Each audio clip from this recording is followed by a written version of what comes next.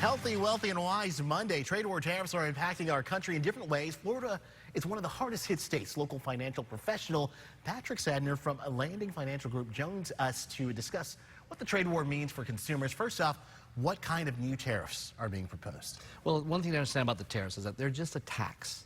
And it's going to actually help out the United States because we're taxing other countries bringing goods here. So it's going to go through and allow us to receive more money to help with the deficit and help with all the different programs, Medicare, Medicaid. So it's just a tax that we're not collecting on at this point. But what kind of effect then will it have on Floridians specifically? Well, coastal states, anybody has a port. So Florida having a port, if we start charging these taxes and maybe less imports are coming in, we're using a lot more U.S. Product, which means it can create a lot more jobs and stuff for the U.S., but that may start to lower jobs and imports coming in through the port. So I think it could slow the ports down quite a bit. Good push for Made in America type goods, though. Absolutely. Yeah, absolutely. That's never a bad thing. And what will the reaction be on Wall Street, you think?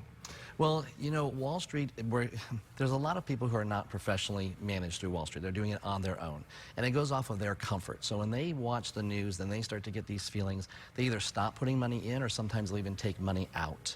And that becomes a real challenge. So they're really driving the market a lot more than the tariffs truly are. It's just their comfort of what's going on and what they think is happening within the world. And as far as the trade war goes, how is that right now in terms of the scope of what we're going to see in local tariffs here? Is there a foreseeable end? Well, yeah, I think that the tariffs are going to go ahead and keep coming into play. We're making a lot more money than they're actually charging us in taxes that are going over.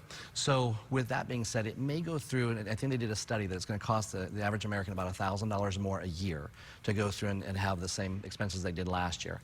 But honestly, it's about $80 a month to go through and keep more jobs and more things happening in the United States. You put it like that, you don't even notice it. Yeah, exactly. So I think it's a lot of hype on a really good product, a really good idea.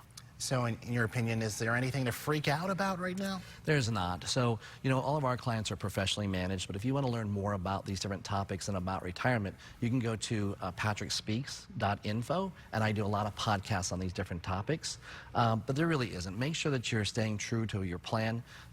Long range is where it's at, so make sure you got a good budget, you know what kind of income outcome is going through, and make sure your investments are set up where you need them for your risk. Best strategy, especially in times of retirement. I know we have a lot of people on that cusp here in South Florida. Yeah, and that's a lot of who I work with. And so our big thing is to make sure that we have that budget done correctly so we know exactly what's coming in, what's going out, and then set those investments to work with that so they don't run out of money before they run out of time. So still very possible. Good to have an expert in-house to talk to us about all this.